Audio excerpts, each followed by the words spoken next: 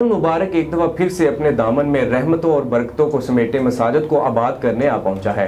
एक बार फिर से मुल्क की तमाम मसाजिद नमाजियों से भर गई हैं।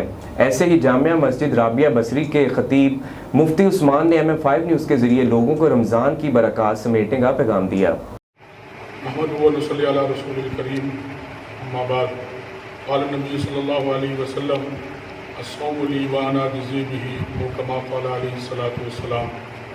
अज़ीज़ान मोहतरम मुसलमानान गिरामी, अल्लाह ताला की तरफ से हमें रमज़ान मुबारक का महीना ये अज़ीम और रहमतों वाला महीना मिला है।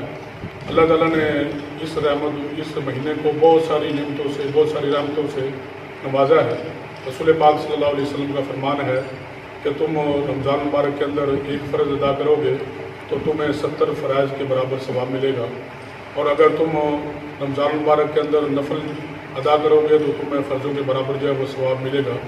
और अल्लाह ताला की सारी मखलूक़ात वो रोज़ेदार के लिए मग़फ़िरत की दुआ करती हैं, यहाँ तक कि दरियाओं की और समुद्रों की मछलियाँ भी मग़फ़िरत की जो है वो दुआ करती हैं।